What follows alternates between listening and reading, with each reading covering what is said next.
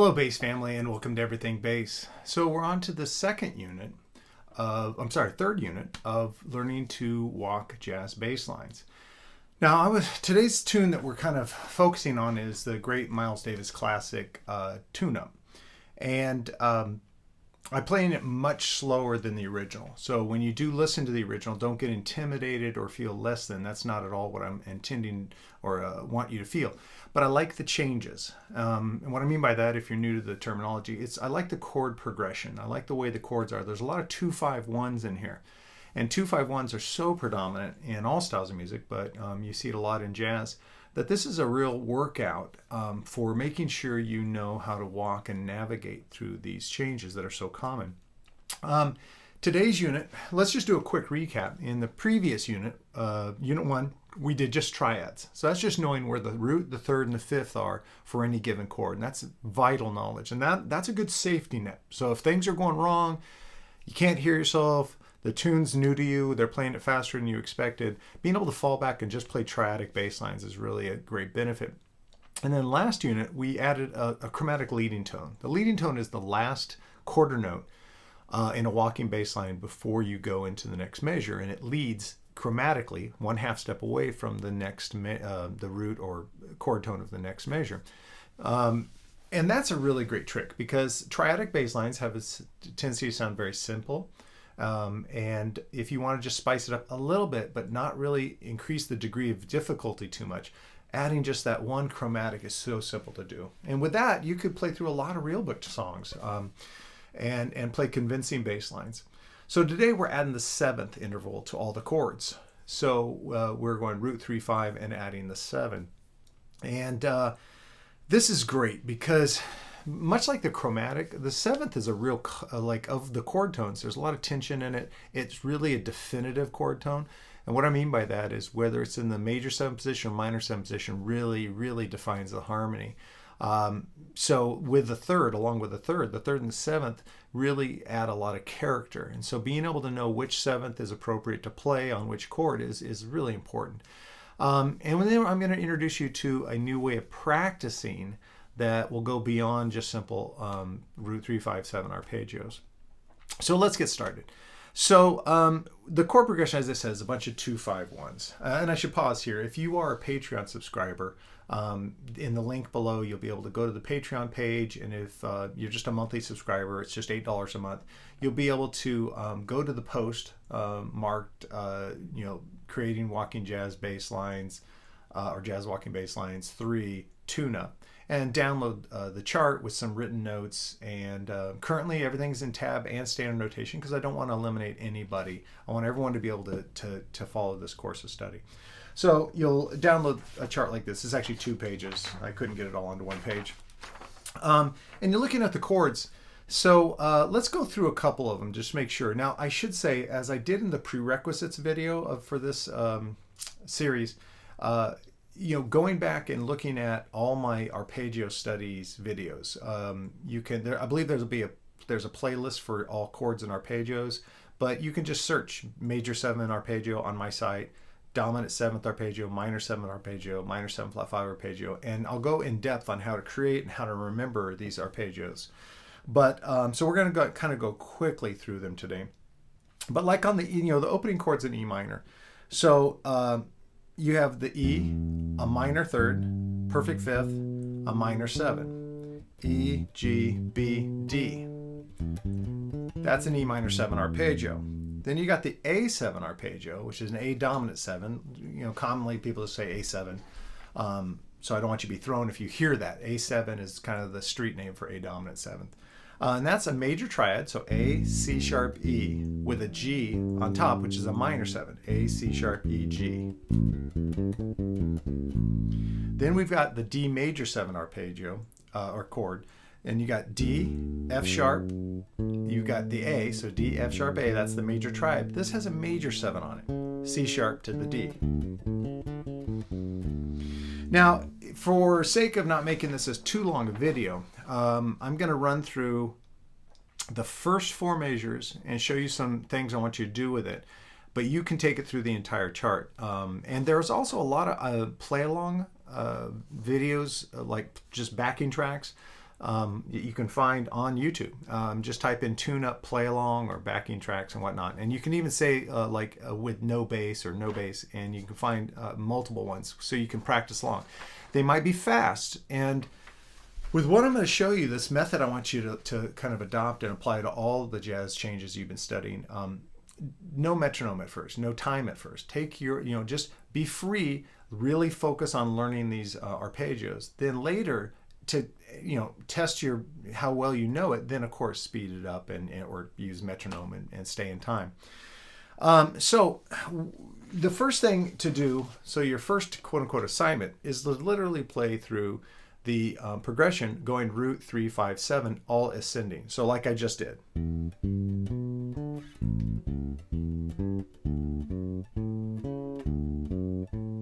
That's the first 4 measures. That's a 2, 5, 1 in D major.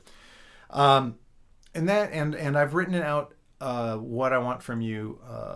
And again, for Patreon subscribers, you can download it. So I go through the whole chart going root 3, 5 octave ascending. You will see that when there's 2 measures of one chord, like the D major, I go root 3, 5, 7, octave 7, 5, 3. So I go up the arpeggio and down the arpeggio.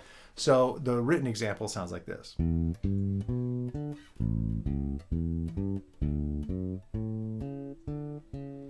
Then it goes to the minor, and I go up the C and down the C major 7, like that. So that's the first thing you can do. And this is kind of a getting to know you run through. You're just getting to know all the arpeggios. And if you come, like say in the progression, you'll see a B flat major 7, and maybe that stymies you, and you have a momentary like, well, should I do this B flat? Should I do this B flat? Just stop what you're doing, no pressure, and just work those out. Like you might want to come up here to the B flat here and play it here. You may want to try with the open string. And it's funny, people say, well, which one's better? That's an impossible answer.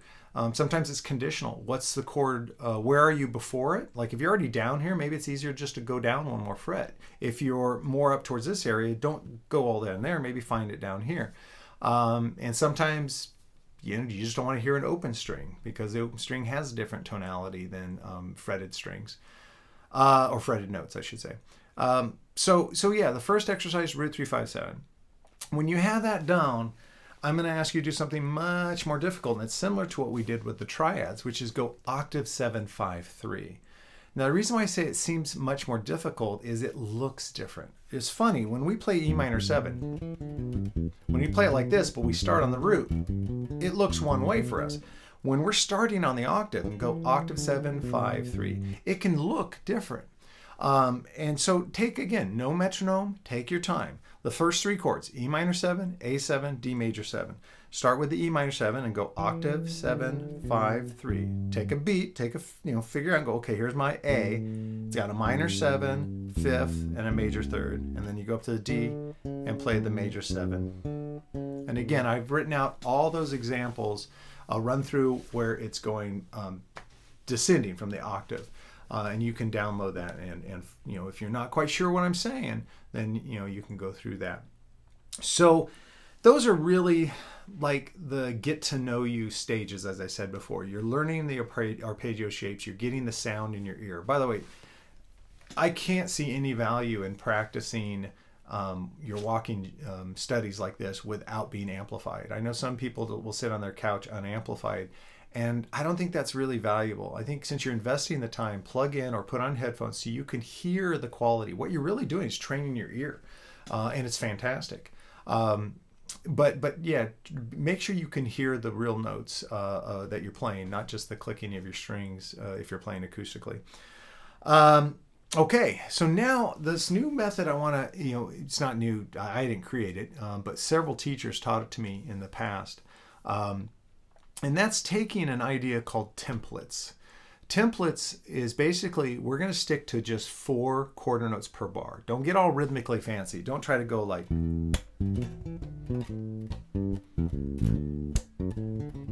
don't do that right now. That's later. Just stick with 4 quarter notes. And so a template means that for every measure, On the first beat, you're going to play one interval. The second beat, you're going to play another interval. Third beat, and you'll play an interval. And fourth beat, you play an interval. And so on the, you can download a bunch of suggestions. I wrote 15 different templates for you to practice. And if you can do this, if you can be dedicated, and you can go through all 15, I'm not going to go through them on the video, or this will be several hours long. But man, there's so much collateral benefit to these studies. As I've preached loud and often, if you're not into jazz at all, I would still do this, study this, because what the net result is, you know your fingerboard better, you know harmony better, you know chords better, all these things you actually know better, and are extremely valuable. There's other things, the technique involved of actually playing arpeggio, chord tone only bass lines, because you're not playing scalar runs with notes right next to each other. There's a lot of string skipping involved. And when you start playing these jazz standards faster, technically, man, it's awesome. It's brilliant. And it's a very musical way to raise your technique and abilities. You know, instead of just doing a fingering exercise, which you know me, I love my fingering exercises. If you're crunched for time, doing this one study kind of raises all your techniques and all your abilities. I like it. So we have this template idea. And what it is, and it's going to sound not that musical, and you won't come out sounding like, when you're doing one of the templates, you won't sound like Ray Brown. But you're learning how to improvise a walking bass line with templates. It's just amazing. Again, several teachers before I went to MI, while I was at MI, and after leaving MI, when I would take lessons with them, would bring this approach to me, and I'm just glad to share it with you. So let's take, instead of root 357 or octave 753, which those are templates. Those first two exercises gave you templates. You apply that same intervallic pattern to every chord, adjusting it to match each chord. Now let's say the first one on the page I'm showing you is root 5, root 3. So those of you who download the suggested patterns, there's 15 of them. The first one is root 5, root 3. Now let's see how you would execute that. So the first chord of tune-up is E minor. So we play the root, E, we'd play the 5, so we're skipping over the 3. Then we go to the minor third and go back to the root, root 5, root 3. Sorry, forgot my own pattern. So in this case, we're playing the root, go up to the 5, back to the root, then the minor third. When we go to the A7, we play the root, 5, root, 3, the D major 7, root, 5, root, 3, root, 5, root, 3. Doesn't sound exciting, but I'm guessing, if you're new to walking jazz, then this will be a challenge, because you're not seeing the arpeggio, you're not playing it. We can get muscle memory, so we can play root 3, 5, 7 really fast, but go root 5, root 3. We have to engage the old brain, think about the chord where it lays out on the fingerboard. So you get this really cool.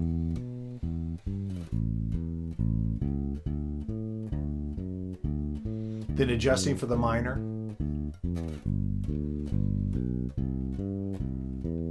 So see, it's not that difficult, but the net result, the benefit from it's going to be amazing. You're going to know that, at least in this case, the triad, because we're not using the 7. So let me just pick another one. So the next one is root octave 7, 3. This is a very common pattern. Like when you do transcriptions of walking bass lines, you'll see a bass player go root octave 7, 3. So what would that be on minor? We play the root, we play the octave, so we go up to E, we play the minor 7, and then we go and skip the 5th and play the 3. And that sounds like this. Then we play an A7, the root, the octave, the 7, 3. Now I like that because the next root is a half step movement, so we get that chromatic leading tone.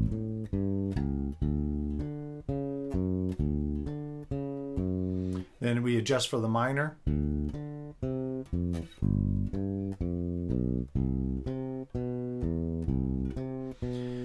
So I think, hopefully at this point, you really realize what going through these modules will really mean to you. Now, let's say you're not in a position to do the $8 a month Patreon subscription. You can make your own modules. Really just take an R for a root, and then 3, 5, 7, and 8 for the octave. And just write out variants. Sit there and just, and I literally just randomly put them out. Some I thought, okay, this is a common pattern I've seen and it's good, but some are just random and goofy. Now the other thing you can do Like there's times where I like to throw the 7 below the root. So I might go root on the E minor, go to the minor 7 below. So I'm going down. So I'm going to the D, back up to the root and say the 3. So I'll go root 7, root 3, root 7, root 3, root 7, root 3, root 7, root. So include the 7 below the root, and try seeing how that works. So let me give you a practice suggestion, because my big concern is burnout and dilution. Burnout is you try to sit and do all 15 in one session, and you sit there for hours, and the next day you think, well, maybe I should do that again, but you're kind of burnt out because that was a lot. That's not good. You want to do like one template a day. Now the other thing is dilution. Sometimes when you try to do 3, 4, 5, 6 templates and you start working up the tempos, you can actually get them confused, and you don't really get them locked in. You don't really get them into your musicality. And I don't want any of that dilution. I don't want confusing patterns. So in the whole process of your practice schedule, how you organize your practicing, just take 5 minutes, pick one module, go through the entire chart without tracks, without anything at first, and then when you feel like you've got it down, then again, search out one of those play along tracks and give it a run through, play along. Now remember, the tempo is a little fast, so you may have to work up to some of the play along tracks. But if you have a sequencer or you have a looper, you can make your own play along tracks at the tempo that's comfortable. Or heck, just use a metronome. So there you have it. This module system is great. Now I should say the very last thing, after you've gone through like your own set of try to do more than 10 modules. But if you go through my 15, the last thing, it's the coolest thing. And after, let's say, 15 days of going through and really getting your understanding of your arpeggios in all different shapes and forms and all different patterns and things like that, then try to improvise connecting. Like maybe you'll do the root 3, 5, 7, and then your next one you go octave 7, 5, 3, and then you go root 3, root 7, root 3, root 5, root 3. By doing that, you're really starting to get a feel for improvising. And it's kind of baby stepping in there, but hey, man, do it. And you're going to find things you like. You're going to find some of these templates that sound really good, and you're going to find some that you just don't, might not work for you. But keep at it. Keep experimenting, adjusting where necessary, taking some out that you just don't bond with and putting others in. And soon you're going to be able to play all these really great creative bass lines. Now, the graduation day on this is playing along with a play along track at the original tempo, because we're playing quarter notes. So, even at this 1, 2, 3, it's just, that's not technically that challenging, but you have to think, and so work up to that tempo. But what I love to do, and this was something that one of my very first instructors would have us do, and that's play over a song like for 20 minutes without stopping. Now that's great with live musicians because, or a looper, because the looper will infinitely play the chord progression over and over again. But if you're playing along a track, you'll probably have to stop several times, start the track over. But every time you get to the bottom of the chord chart and you go back up to repeat, every time, don't play the same thing twice. And that is a great exercise. And so imagine playing this tune for 20 minutes, just continually being active. And you should be mentally a little tired after this because you're really, focused on it. If I can do a little sidebar, why I love studying like this and why I love practicing like this is it's, to me, musical meditation. You have to block out concerns, stresses. You have to block out the world. And it's beautiful. We as musicians, we're lucky. We can get into this real meditative, focused musical state and just go with the groove, go with the flow, and lock out all those problems. And I think it's really helpful to give your brain and all that a break. It actually lowers my blood pressure when I can get into these studies, which is really nice. So I'm hoping the same for you. Just lock out the world, the concerns of the world, lock out the immediate concerns, whatever you might have, and just focus on this. And I promise you, if you do the studies as I've suggested, you will see yourself progress quite a bit. So I'm excited for you. So that's it today. Again, you can make your own templates, or if you want, like I said, for $8 a month, you can download all my lesson materials. Heck, in 1 month, you can. There's over 150 videos up there with lesson sheets and stuff. You could fill up quite a binder, and it's just for $8 a month. But download my sheet and go through my templates if you're not sure about which ones you want to do, or you just don't have time to make up your own. Now, if this is the first video in the series you've gone through or you've watched and it seems out of touch or out of your reach, it's not, but go back and watch my first 2 in the series. And I'll create a playlist just for this, so you can find it on my channel. Go to playlist and you should be able to find it. But yeah, I'm excited for this, and I love the response, and it's very interesting because people direct message me a lot about this and with questions, and that's absolutely fine. I encourage you to also put your question, or instead put your questions in the comments section of the video below, because not only will I comment on every comment that's left, but you could see there's a lot of people in our family here that are teachers and more qualified jazz players than I, and they could probably come in with another point of view, another perspective. So any challenges you have in accomplishing today's video or any of the previous videos, share them with your family, and let's all join in and help get through them. So I hope you guys are digging this. I really am digging this. Like I said, this is my meditation, and this is how I practice a lot. Even after playing for 30 years, I'll just open the real book tune randomly to a tune. I'll go through triads. I'll go through triads with chromatics, and then I'll add in the 7th, and I'll start different templates. And it's a great way to just keep fresh, find new ways to create walking bass lines, and just make yourself a better bassist. And that's what we're here for.